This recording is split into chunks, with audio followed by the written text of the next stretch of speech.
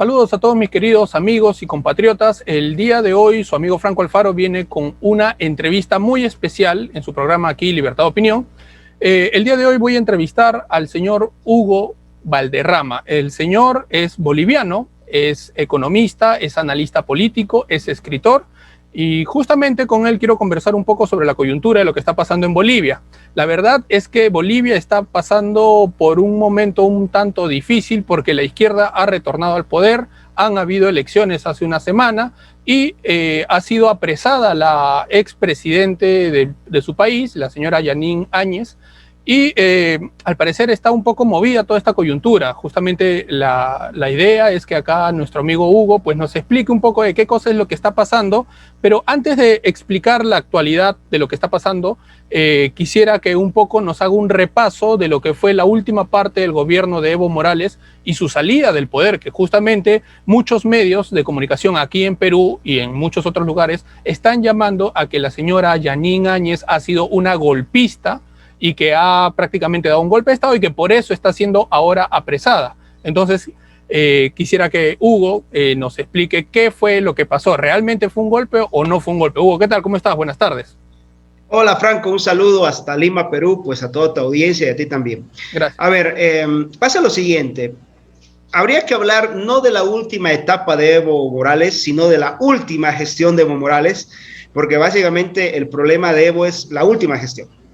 Habría que remontarse al año 2016, cuando Evo Morales plantea ir a una reelección. Según la Constitución, que además diseñó estando ya él en el gobierno del 2009, a él ya no le tocaba ser presidente de Bolivia, ni candidato, ni nada. O sea, ya hubo una tercera. Él entró como con la anterior Constitución, se aprueba la nueva Constitución, va a una segunda reelección, va a una tercera reelección, y él intentaba ir a una cuarta reelección el año 2019, ¿no? Entonces, el 2016, bajo la propia constitución de ellos, o sea, ubícate, la constitución que aprobaron ellos, resulta que ya no les gustaba la constitución aprobada por ellos, y van a un referéndum donde se le pregunta al pueblo boliviano si permitían modificar un artículo de la constitución que establecía la no reelección de Evo Morales. En ese referéndum pierden. Hay un margen muy estrecho de derrota, te hablo de unos 5 o 6 puntos, no es mucha la derrota, pero pierden al final. Antes de esa elección, las palabras textuales de Evo Morales y de su entorno muy cercano fueron, bueno, si perdemos, así sea por un voto, me voy, no voy de candidato. Entonces, él pierde la elección, el 2016, pero decidió no aceptar los resultados y siempre buscó la forma de, voy a lanzarme de candidato el 2019. El 2018 lanza o pide que el Tribunal Constitucional de Bolivia, que además en nuestros países, Franco, hay una realidad, o sea, Perú, Bolivia, Argentina, todos tienen una realidad. Nuestras instituciones son de gelatina.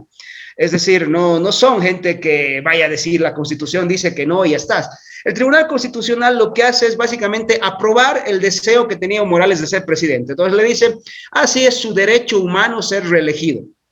¿Ya? Y ahí fue que el pueblo entero, Bolivia entera, empezó en un proceso de convulsiones desde el año 2018. O sea, ubícate, cuando él empieza, incluso un poco más antes, cuando él anuncia llevar el asunto al Tribunal Constitucional, ya la gente dijo no, ya empezaron las protestas. Cuando el Tribunal Constitucional recibe el tratamiento de este pedido, también siguieron las protestas. Y cuando el Tribunal Constitucional se pronuncia, no me acuerdo si fue finales del 2017 o principios del 2018, la escalarada de de protestas empezó a crecer. Aparecieron la figura de las plataformas ciudadanas, que era básicamente gente que no pertenecía a partidos políticos, que marchaban en las calles con el grito Bolivia dijo no. Hubo varias marchas en las ciudades, etcétera, pidiendo que no vaya a una reelección. Yeah. A pesar de eso, se presenta una reelección en el 2019, ¿ya? Y se presenta con un candidato, aparentemente el candidato más fuerte, que a mi modo de ver, y de hecho la historia me acabó dando la razón, era un candidato que era funcional a Evo Morales. Es decir, una de las características de los partidos del socialismo del siglo XXI es que son oficialismo y oposición al mismo tiempo. O sea, eso les garantiza el poder. Claro.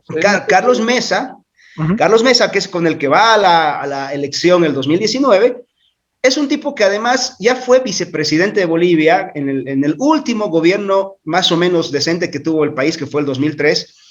En ese gobierno en el que Hugo Chávez enviaba mucho dinero a través de ONGs para convulsionar el país y logran tumbar a Sánchez de Lozada, pero ¿cómo tumban a Sánchez de Lozada? Previa traición de Carlos Mesa. Previa traición de Carlos Mesa y que le abre las puertas inmediatamente a que el Foro de Sao Paulo ingrese al país. Bueno, ese personaje se presenta en el 2019 como la oposición a Evo Morales. Entonces yo fui uno de los pocos, junto con, bueno, ¿qué te digo? 5 o 6 personas en toda Bolivia que dijimos, pero señores, o sea, estamos votando, nos están pidiendo que votemos por el tipo que catapultó a la vida política a Evo Morales como si hoy fuera a ser su rival. O sea, a ver, ¿qué de diferente tienen? La primera pregunta era, ¿qué de diferente creen? O sea, ¿qué creen? En economía, creen lo mismo. En cuestiones de política, defienden al mismo plan. En cuestiones ideológicas, ambos se declaran de izquierda. O sea, ¿qué de diferente realmente tiene Carlos Mesa? Evidentemente, Bolivia es un país donde la gente no mira ideas, sino personas. Entonces, todo el mundo miraba al tipo, ¿no? Decía, no, que es El Salvador, que es la única opción. Yo no vi ninguna opción. Bueno, se llega al 2019 y había aparentemente hasta las 7 de la noche del 18 de octubre de 2019, 7, 8 de la noche, ya un par de horas después de la elección, se anunciaba una segunda vuelta. En ese momento hay un corte en el conteo rápido, en el sistema de conteo rápido, y Evo Morales hace una declaración y dice, bueno, si hay segunda vuelta, vamos a segunda vuelta, pero les aseguro que vamos a ganar en primera vuelta, porque falta el voto de las zonas rurales. Y al poco tiempo se corta el sistema de conteo y al día siguiente sale consolidado, o a los 2 días que sale consolidado, no, inmediatamente, o sea, ahí en ese momento cuando se corta el sistema de conteo, Carlos Mesa, no sé si por un arranque de protagonismo o movido por la presión de su partido y dice, bueno, hay que salir a defender el voto. Y casi al mismo tiempo aparece una figura muy importante que es Luis Fernando Camacho, un líder cívico de Santa Cruz, que hace un llamado a la ciudadanía a defender su voto. ¿Ya? Entonces, la ciudadanía sale a defender su voto, se reanuda el conteo rápido y resulta que acaba ganando Evo Morales en primera vuelta. La gente no acepta el resultado ante ese corte del conteo, ¿te das cuenta? O sea, se cortó el internet, hubo un montón de excusas, se cortó el conteo y la gente dice, oye, ¿sabes qué? No te creo, porque aquí había segunda vuelta, me haces un corte y resulta que cortamos el conteo y tú vas ganando. O sea, aquí hay algo raro. Exacto. Empiezan las protestas. Evo Morales, el 24 de octubre, más o menos, a los 4 días de la elección, viene a mi ciudad a hacer un festejo de su triunfo y dice una frase que se volvió pues épica, ¿no? Dice, estos de acá que no saben hacer bloqueos, están bloqueando con unas pititas, ¿no? Por el tema de las cuerdas. No sé cómo le dirán ustedes en Perú a las cuerdas, acá le dicen pitas. Acá también. Y acá, bueno, entonces dice las pititas, ¿no? Y bueno, la gente dijo, hey, este encima que nos quiere tomar el pelo, se hace la burla. Empezó a crecer la protesta. Y él dice, en primer lugar, bueno, hasta el domingo les aguanto. Ya, el lunes tiene que estar todo normal o van a ver. Estamos hablando una semana después de la elección. Peor, esa gente se puso peor. La siguiente semana, o sea, entrando a la segunda semana de protesta, Evo Morales hace lo que siempre hacía, lanzar a sus grupos de choque, que básicamente son lo que él llama movimientos sociales, los trae a mi ciudad. Aquí hay un enfrentamiento con la gente de la ciudad y paradójicamente la ciudad que en teoría eran los violentos, los fascistas, todo lo que la izquierda dice, se encuentra con que la mayor parte de la gente que venía a estos grupos de choque traídos por el MAS eran gente obligada. O sea, cuando empezaron los enfrentamientos, mucha gente lo que hacía era ponerse de rodillas y decir, a mí me trajeron obligado, me están pagando, o como soy parte de un sindicato de productores de coca, si no vengo a marchar, tengo que pagar una multa. Entonces, tú veías que eran gente asustada y aún así los forzaban a venir. Hubo varios enfrentamientos en la ciudad, ¿no? Y aquí en cada barrio había puntos de bloqueo. Cada barrio bloqueaba. No es que hayan sido unas cuantas personas, eran ciudades enteras en toda Bolivia bloqueando. La policía, al fin y al cabo, a la tercera semana de conflicto, le dan una orden de arrestos a ciertas personas, pero además había una cosa, la policía había sido totalmente humillada porque, ¿qué pasó? La policía fue obligada a servirle comida a los grupos de choque de civiles que traía Evo Morales a las ciudades. Entonces la policía, ahí salió el chiste de, ¿sabes que tú llamabas a la policía? Hay un número de servicios policiales y, mire, ¿sabe qué? ¿Me puede traer un pollo a la brasa? Y el policía, o sea, ahí, porque se les salió el video donde los policías estaban sirviendo pollo, ¿no? Y ahí todo el mundo empezó, y al final salió un coronel y dijo, oigan, ¿saben qué? No se hagan la burla de la policía. Claro. ¿Cómo eso de que anden llamando, pidiendo pollo a la brasa? Entonces, y no era una llamada, no era mucha gente que agarraba y, sí, los policías, sí, ¿sabe? ¿Me puede traer un pollo a la brasa? Entonces fueron todos los días. Oh. Bueno, supongo que eso, más algunas órdenes policiales mal dadas, hacen que la policía decida no cumplir órdenes y dicen, bueno, no vamos a salir a replegar a nadie porque son órdenes policiales mal dadas. Entonces, ellos tienen un principio de que una orden mal dada no es una orden que se tenga que cumplir. La policía se amotina un jueves o un viernes, no me acuerdo bien, era cerca del fin de semana, jueves o viernes, hay un amotinamiento policial tipo 5 de la tarde, en mi ciudad, en Cochabamba, en una unidad que se llama la UTOP, que es especialmente la unidad especializada en control de conflictos. En la noche hay otras unidades que se amotinan, etcétera. Al día siguiente, sí, era un viernes, porque un sábado empiezan a haber unos ataques con armas de fuego hacia un grupo de mineros que estaban marchando de Potosí hacia La Paz. Y hay un grupo de ataque que estos mineros eran pro gente del 21F, o sea, contrarios a Evo Morales. Empiezan a recibir tiros, se ven las cámaras que hay tiros que llegan, disparos a los buses que ellos iban hacia La Paz. El ejército se ve obligado a salir por controlar estos tiros, la policía ya estaba amotinada.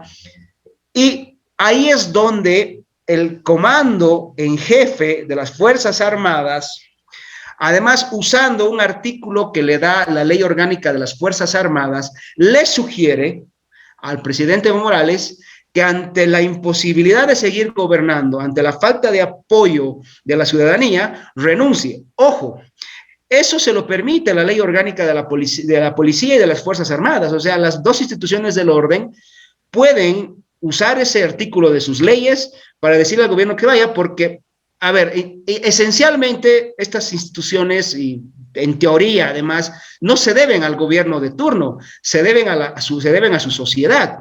Entonces, claro, yo no por sostener un gobierno que además ya no cuenta con el apoyo de mi sociedad, no voy a meterle bala a mis conciudadanos ni los voy a llenar de gas. O sea, a ver, o sea, todo tiene un límite, ¿ya?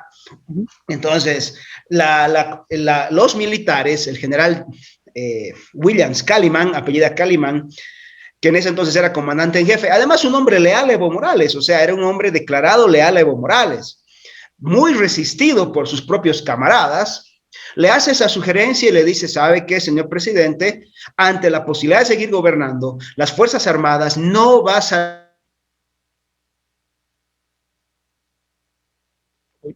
Se cortó. Entonces, le pedimos que para evitar sangre, violencia, ustedes renuncien, ¿no? Claro. Que básicamente es un artículo de su propia ley, de la Ley Orgánica de las Fuerzas Armadas.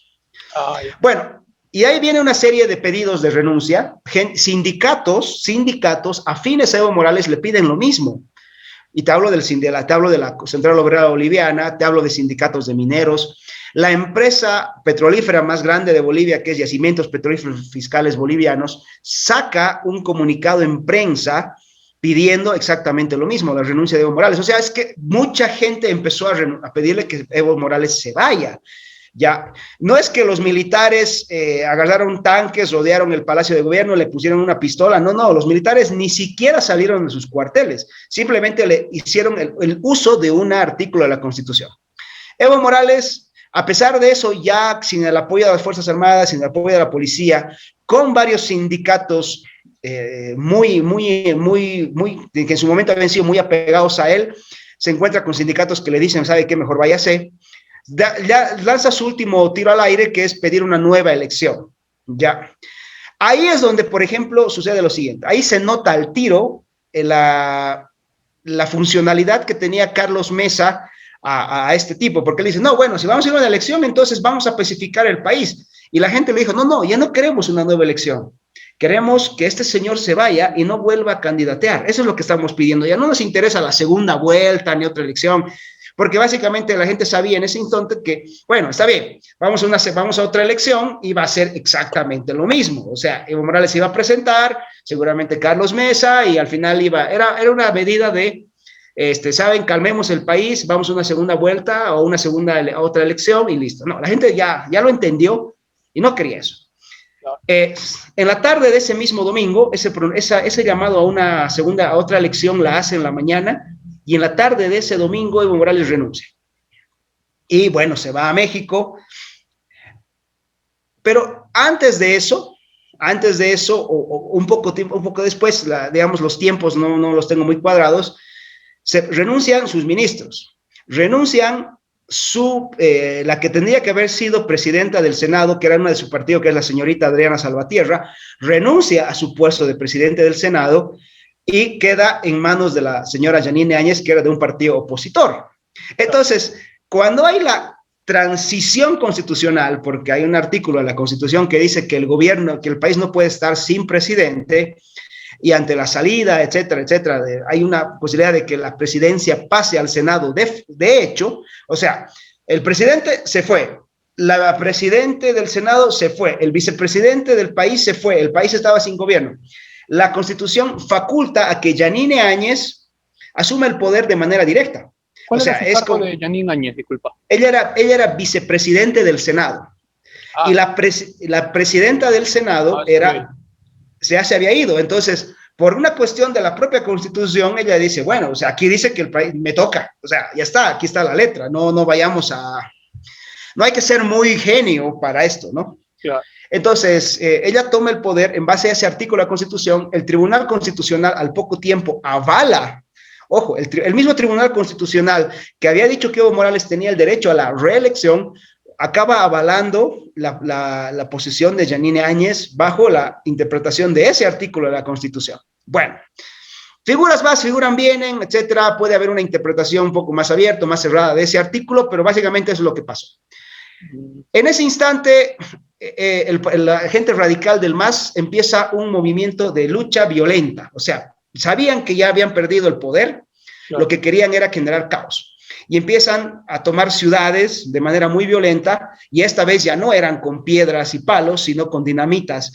Quemaron más o menos 40 buses de transporte público que pertenecían a la Alcaldía de La Paz, los famosos Pumacataris, que eran unos buses que había comprado la Alcaldía de La Paz para que hagan recorridos, buses chinos, que creo que todavía se seguían pagando, fueron totalmente quemados. Te hablo de 40 buses, estamos hablando de aproximadamente $20 millones que se quemó en equipo en esa noche. Hubo muertos en otros lados, hubo intentos de saquear ciudades.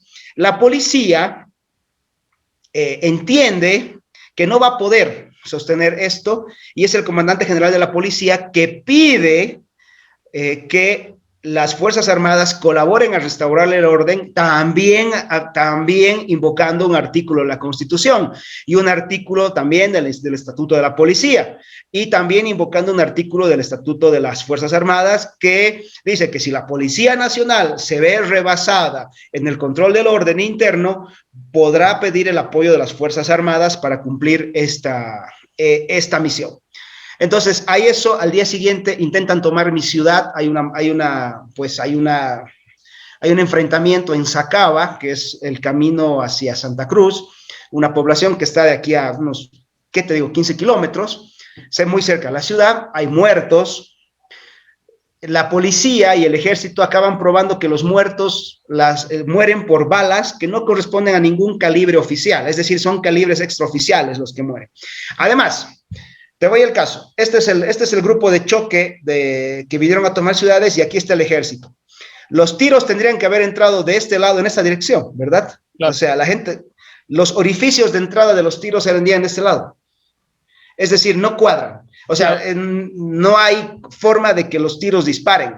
Pero se aprovecha esos muertos son una cosa de 9 o 10 muertos, creo, aquí en Cochabamba. En La Paz intentan tomar una planta de gas y hacerla explotar la planta de gas, que además está en una zona que se llama Sencata, que hubiera causado la muerte de miles de civiles en una explosión de una planta de gas, incluido de los propios tipos que estaban haciendo el problema. En las tomas de gas pasa exactamente lo mismo, hay muertos y se repite la figura. Se repite la figura de que los calibres de las balas no eran ni de la policía ni del ejército, y además la forma en la que entraron las balas no cuadraba, porque en La Paz ya no eran frente a frente, sino eran en esta posición. Entonces daba la impresión de que la bala había dado la vuelta, o sea, una cosa físicamente imposible. Claro. Bien.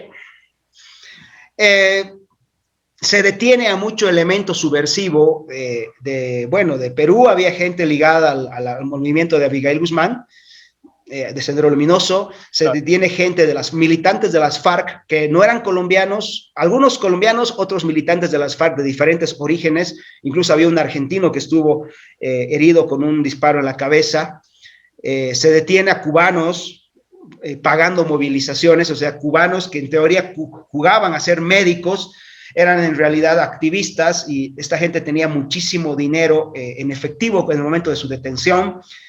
Se logra pacificar el país y bueno, ojo, la pacificación del país se hace en una negociación donde además participan gente del partido de Evo Morales que en ese entonces eran mayoría en la asamblea, en la sala de senadores y en la sala de diputados. O sea, fíjate, qué extraño golpe que el Congreso siga funcionando y que la mayoría sea del partido del presidente que se acabó de ir. O sea, si yo quiero hacer un golpe, lo primero que hago es deshacerme del Congreso. Claro. ¿No? Entonces, a pesar de que mucha gente le decía a la señora Áñez que había que cerrar el Congreso porque después del 22 de enero, la única misión que tenía Yanine Áñez era mandar a una elección, el Congreso siguió funcionando. No cerró el Congreso, no se cerró el Parlamento, y el partido de Evo Morales siguió siendo mayoría. O sea, es en ese entonces que se lanza una nueva convocatoria a una nueva elección, que fue el año pasado, pero antes de lanzar una nueva elección se saca un pronunciamiento, una ley que anulaba las elecciones del 2019. En esa ley, firmada en pleno por el Congreso, firman los congresistas de Evo Morales, que además en ese instante eran mayoría, tanto en el Senado como en la Sala de Diputados, y afirman que lo que hubo en el 2019 fue un fraude y que las elecciones deberían volverse a realizar. Entonces, ellos mismos estaban reconociendo que no hubo un golpe, sino un fraude, y que la gente desconoció un gobierno fraudulento. Entonces, hoy ves a estos mismos diputados en la tele decir, no, que el fraude, que el golpe, que el golpe, que el golpe. Ahora, ¿qué es lo que pasa? Es lo que pasa entre el 2019 y 2020. El año pasado ganan una elección y ganan por una mayoría, 54%, creo que es el porcentaje, 55, 54%.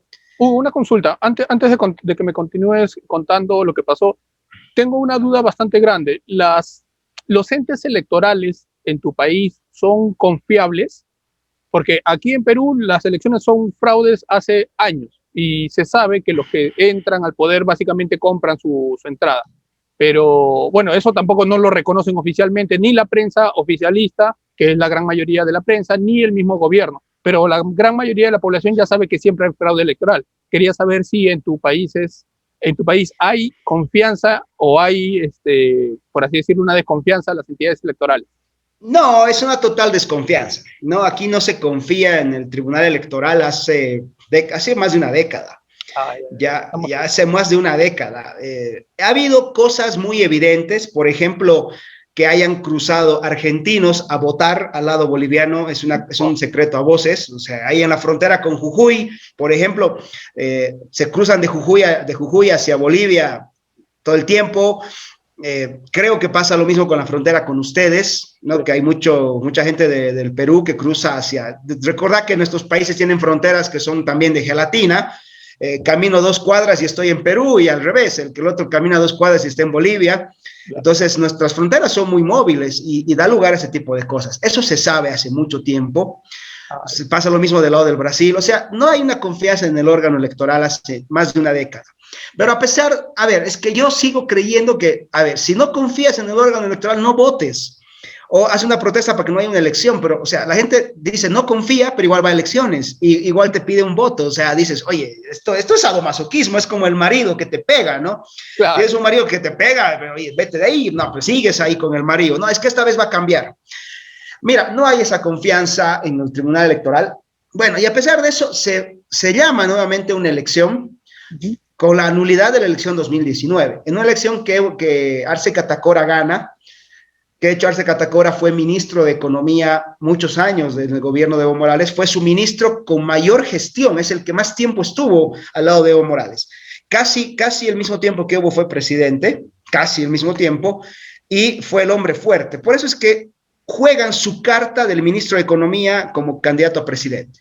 Ganan la elección y la ganan con un 50 y pico %, pero cuando vamos a la elección subnacional, que fue el anterior domingo, la tendencia se revierte porque ahí el MAS pierde las principales gobernaciones y también pierde las alcaldías de las ciudades más importantes. O sea, pierde 8 de las 9 alcaldías más grandes de Bolivia, las pierde el MAS. Y pierde varias gobernaciones y va en 3 va a balotaje, o sea, va a segunda vuelta en las gobernaciones. Recibió una paliza electoral. Domingo pasado, domingo 7 de marzo, hace unos días atrás, hace una semana atrás. Claro. Hasta el día de hoy no sabemos los resultados electorales.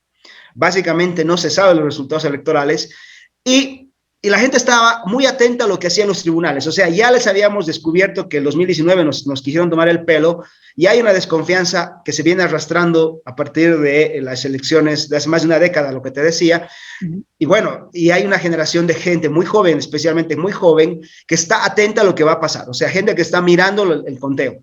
Tenían que buscar una estrategia distractiva, pero además hay otra cosa. El MAS está muy fraccionado.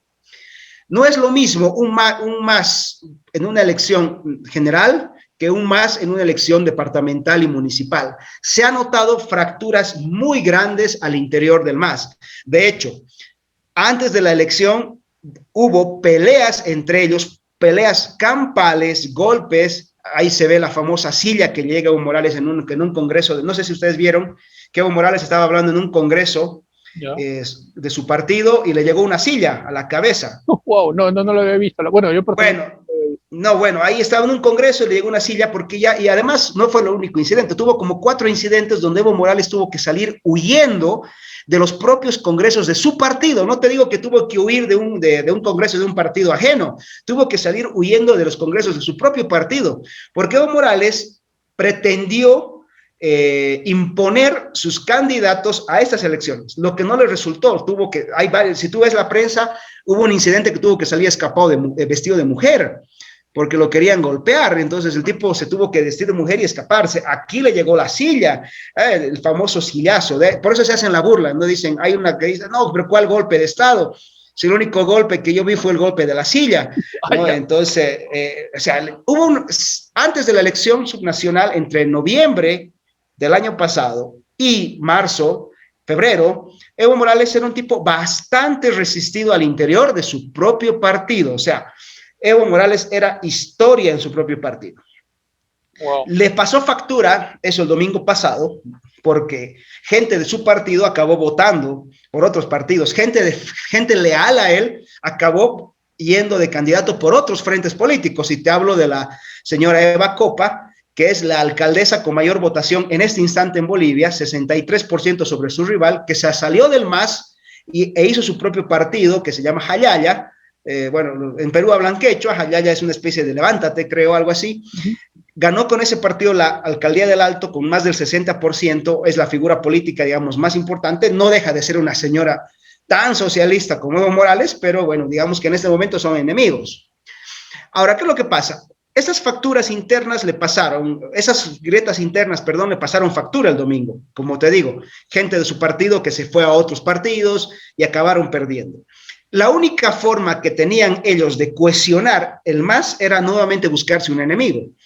Y ahí fue que agarraron y empezaron a ver la forma de unir nuevamente al MAS a partir de un enemigo. Y en este caso les sirve, primero, encajar con la figura del golpe de Estado, a pedido de Evo Morales. O sea, Evo Morales no quiere admitir que él renunció cobardemente y porque perdió el apoyo de todo el país. de todo el país, de su partido y de las instituciones que estaban bajo su mando en ese momento. O sea, lo que él intenta hacer es que la historia se cuadre a su relato, ¿no? Por eso es que está viniendo el cuento de golpe, golpe de Estado, golpe de Estado, golpe de Estado. Claro. Pero eso, Segundo, es el victimismo clásico de la izquierda. O sea, tampoco... Exactamente, o sea, este es el relato de, no, si no pierdo, por lo menos empato, y empato en el relato, ¿no? Claro. Pero mira, lo que pasa es lo siguiente. Además, necesitaba nuevamente unir fuerzas, al sanar al interior del partido. Y esto le sirve muy bien, porque hay mucha gente en el partido de base que todavía cree que esto está bien, es justo, porque se sienten vengados de, bueno, nos quitaron el poder, ahora vamos tras esta golpista. Sienten ese sentimiento de que están siendo vengados, ¿no? Claro. Y lo otro es que les está sirviendo de cortina de humo, porque mientras la prensa está atenta a lo que pasa con Yanine Áñez, que fue detenida esta madrugada a la 1:30 de la mañana, además violando una ley que dice que en Bolivia no te pueden detener después de las 6 de la tarde, o sea, si no hay sol no te pueden detener en Bolivia, así de simple. Aquí la detuvieron 1:30 de la mañana, violando esa normativa, pero también permitió que la gente se concentre en lo que está pasando con Yanine Áñez y se olvide de las elecciones. Y resulta que tú ves hoy día que los lugares donde estaban perdiendo por goleada, seguimos en conteo de votos y parece que no habían perdido por goleada, ¿no? Parece que aquí va a haber un repunte, segunda vuelta. Y entonces eso hoy ha generado que en Santa Cruz, por ejemplo, que es la ciudad más importante del país, ya la gente esté tomando las calles, o sea, ya a esta hora que son aquí en Bolivia son casi las 6 de la tarde, ya en Santa Cruz se vive un clima de, oye, ¿sabes? Vamos a volver a bloquear, vamos a salir a las calles, etcétera, porque no voy a permitir que me vuelvas a tomar el pelo. En Santa Cruz el gobernador es Luis Fernando Camacho y hasta el domingo pasado el señor había ganado con una diferencia abismal sobre el segundo. Hoy día me dices que el segundo está casi cerca y es muy posible que haya una segunda vuelta, etcétera. Entonces ya la gente no confía. Lo mismo está pasando en otras ciudades, en otros departamentos y en municipios. Entonces, les ha servido de atención, o sea, te digo, para esas tres cosas, unir al MAS de nuevo, arreglar las diferencias internas y distraer a la población de eso que están tramando hoy, que es nuevamente meternos un fraude electoral. Perdiendo, se quieren hacer ganadores. Claro, mira, y esto es algo que se viene repitiendo ya en varios países. Es más, creo que más o menos la temática fue algo parecido en Estados Unidos. De un momento a otro hubo un apagón electoral, se voltearon las elecciones y finalmente terminó, pues después de mucho, terminó ganando el señor Biden. Con respecto a la población, ¿cómo está la juventud por allá? ¿La juventud es, cómo la ves, más de derecha, más de izquierda, más progre, más conservadora? ¿Cómo ves en términos generales a la juventud de tu país? Mira, hay una línea, hay unos chicos, digamos, entre 25 y 30 años, entre 20 y 30, digamos, estos chicos, que no están alineados todavía, no se identifican con la palabra derecha, pero defienden ciertos valores que yo, por ejemplo, creo que están muy bien. Muchos chicos son antiaborto, por ejemplo, muchos chicos son, esencialmente creen en la democracia, aunque yo no mucho, pero bueno, ahí está, ellos creen que tiene que haber democracia. Están en contra del socialismo, son conscientes del peligro que significa que Bolivia se vuelva una Venezuela.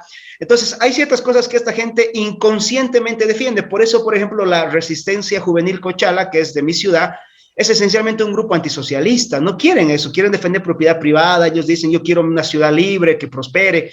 O sea, no serán muchachos que sean muy versados en teoría política, la mayoría, pero son gente que instintivamente sabe que hay cosas que tienen que ser defendidas.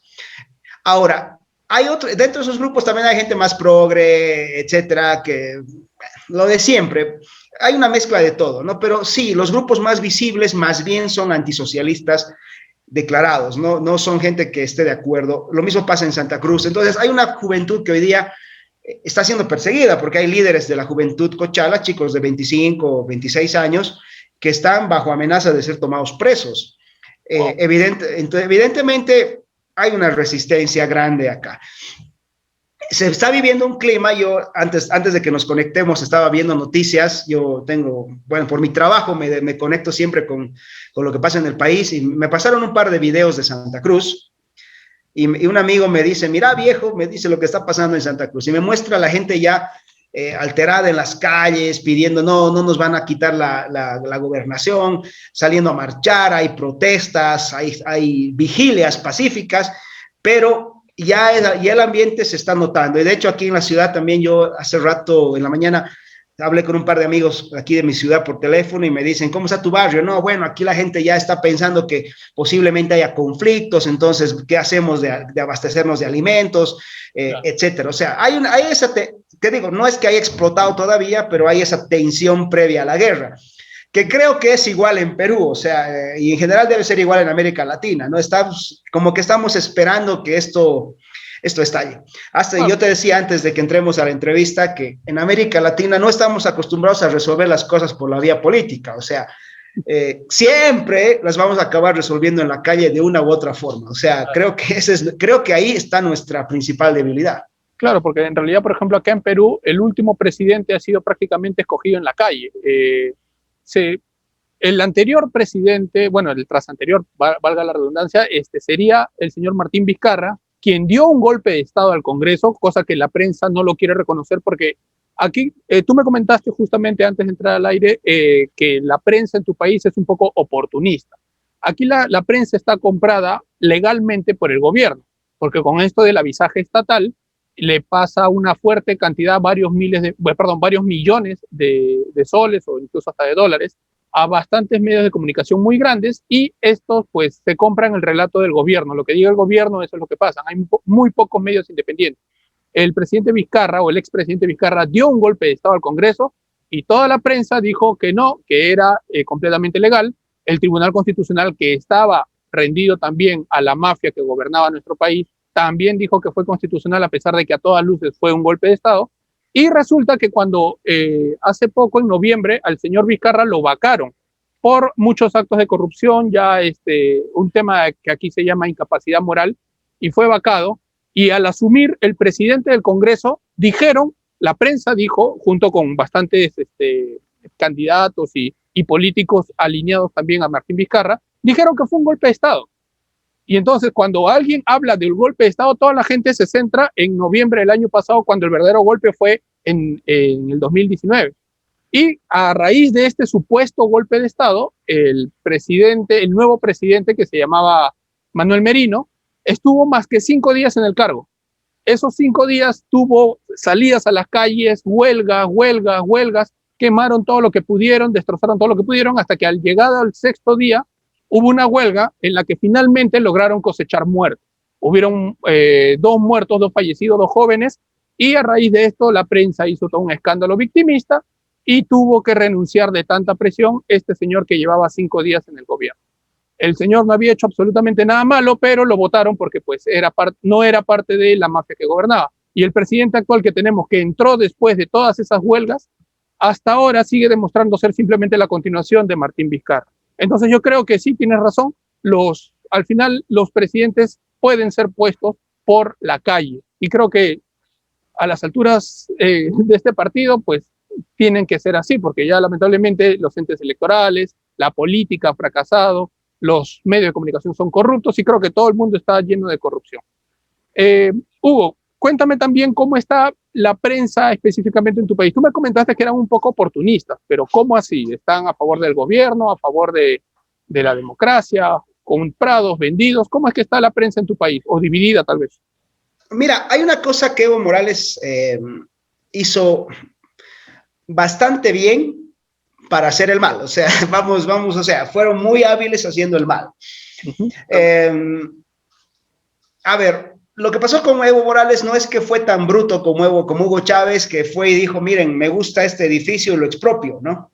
No, la forma en la que Evo Morales avanzó sobre la propiedad privada fue a través de mecanismos especiales o a través de hacer dependientes a las empresas de lo que el Estado gaste.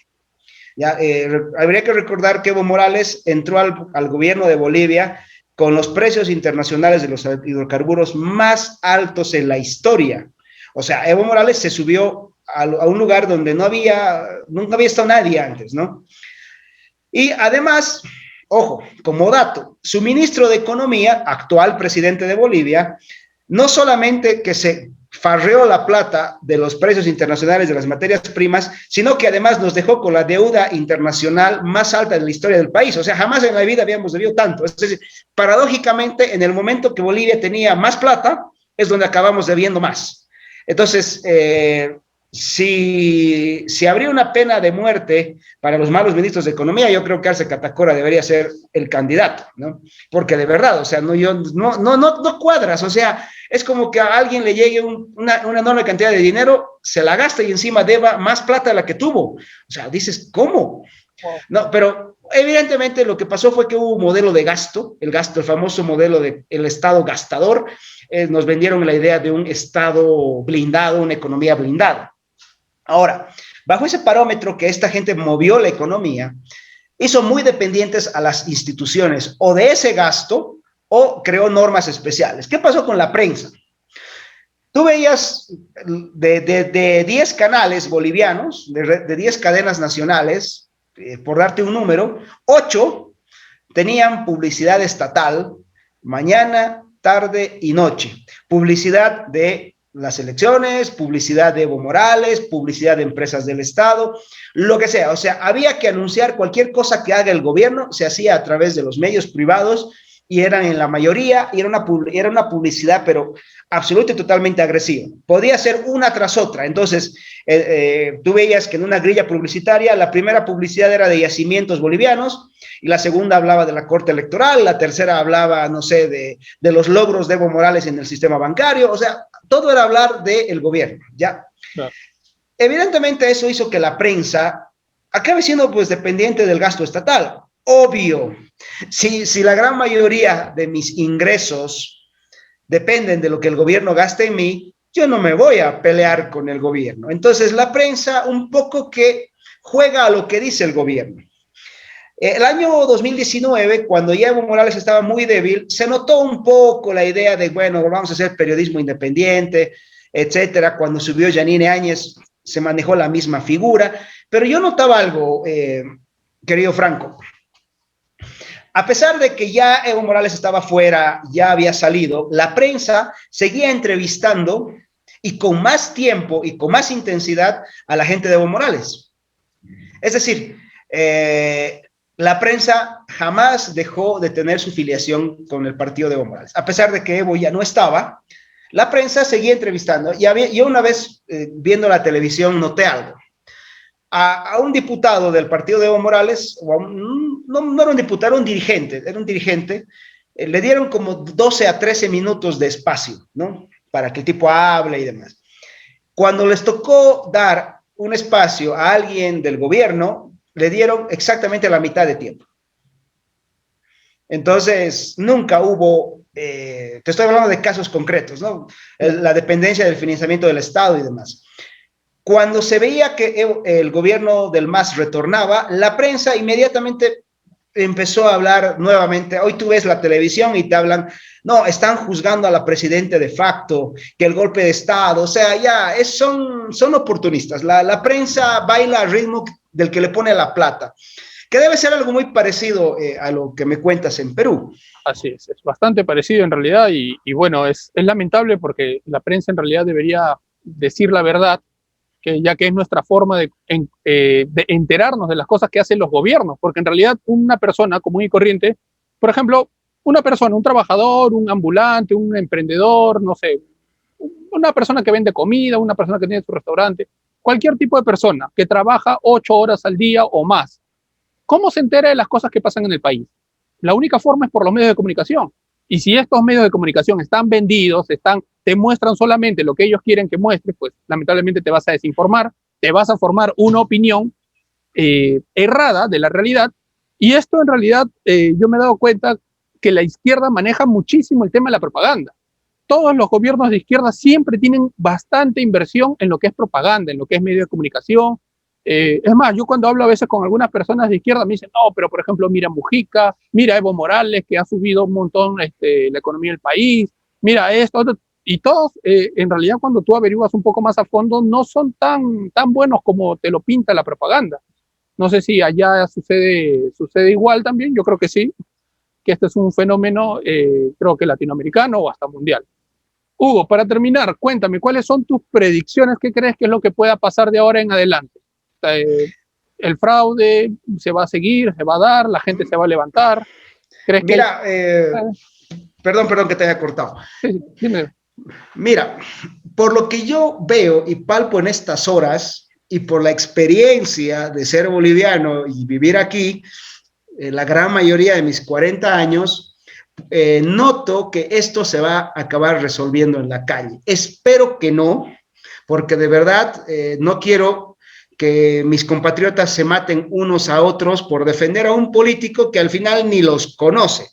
O sea, porque lo que pasa acá es que yo me puedo matar con mi compatriota que es en otro frente político, pero ni él ni yo somos importantes para los que están en el poder, así de simple. Claro. Entonces, espero que no pase, pero hay un ambiente cada vez más enfocado hacia el conflicto. Además, que hay un problema, Franco, acá. Arce Catacora no tiene un plan económico y tiene problemas económicos que ya debería haber solucionado, no mañana, sino hace meses. Te hablo, una caída terrible de las reservas internacionales, el gobierno mismo está enfrentando problemas de liquidez, la banca que ha sido asfixiada durante muchos años con unas leyes como la 370, que la obliga a trabajar con mayor capacidad de la que tiene, básicamente es el Estado el que decide a quién tiene que darle plata a la banca, a quién tiene que darle un crédito, son sectores que hoy están enfrentando problemas. Evidentemente no hay un plan. A ver, lo correcto sería que el gobierno diga, bueno, ok, saco las leyes malas, desregulo, que el mercado vea cómo solucionamos el tema de las tasas de interés, por ejemplo, que es lo mejor que podría pasar, dejo de gastar, ¿no? Porque ya no tengo liquidez, permito que el sector privado sea productivo, pero no, eso no lo van a hacer. O sea, ellos lo que quieren y lo que temo y lo que espero que no pase es que están intentando que la cosa se ponga peor, porque a partir de esto ellos ganan poder. O sea, la izquierda gana poder en el desastre. Esa es la forma que ellos tienen de gobernar y me preocupa que eso vaya a suceder. Hay el ambiente de que esto se va a poner conflictivo, hay el ambiente de que esto se va a poner feo y se va a poner tenso. Como te digo, espero que no pase porque de verdad que es triste ver que los bolivianos nos matemos entre bolivianos por defender a los políticos que al final nosotros no le importamos a ningún político. Pero bueno, el ambiente es ese, hay un ambiente de tensión creciente. Es lo que se está palpando. Hoy día hablaba con gente en Santa Cruz, por ejemplo, ya hay marchas. Hoy día hablaba con amigos que ya están pensando en cómo me abastezco de comida, porque aquí se va a armar la gorda y las gordas acá pueden durar, ¿qué te digo?, 20 días. Entonces, todo ese tipo de cosas uno las va pensando y dice, vamos a ver qué pasa, pero espero que no.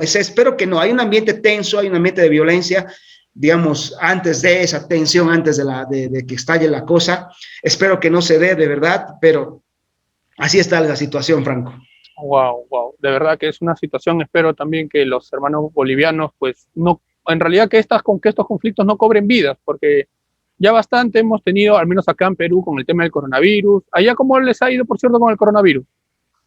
Mira, aquí ha habido mucha gente que ha fallecido, pero dentro de todo no ha sido, digamos, tan diferente a otros problemas de salud que hemos pasado. O sea, no, a ver, aquí te quieren vender el cuento de que el coronavirus fue lo peor que le pasó al sistema de salud. No, vamos a ser honestos. O sea, el sistema de salud boliviano estaba mal.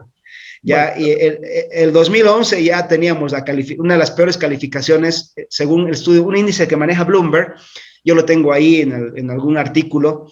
Ya Bloomberg nos calificó como el peor sistema de salud. Entonces, lo que ha hecho el coronavirus es agrandar el problema de salud que tenemos en Bolivia. Aquí hay mucho índice de cáncer, porque penosamente no hay forma de detectar un cáncer en su primera etapa. Te enteras de cáncer cuando, bueno, ya estás más al otro lado que aquí. Entonces, hay un tema muy serio y el coronavirus nos ha venido a agrandar el problema de salud. O sea que, sí, o sea, hay coronavirus, hay cáncer, hemos tenido dengue, y otra serie de enfermedades, o sea, y encima matarnos por políticos, creo que no. Yo personalmente, como te digo, espero que no pase, pero así está el ambiente, Franco. ¿Y tú has pensado alguna vez postular algún cargo político? Mira, me han invitado alguna vez, pero sucede lo siguiente, la gente, los políticos en Bolivia, en general, no son gente de principios.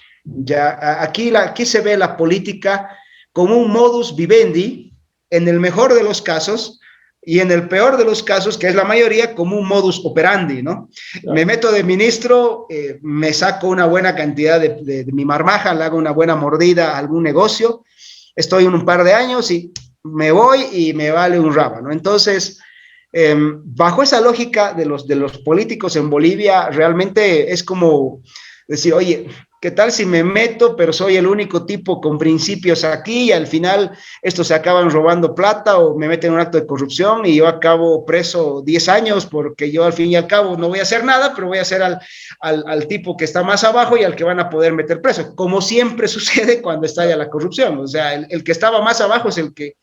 Entonces hay ciertas cosas que me frenan, Franco, te soy honesto, una de esas es esa, ¿no?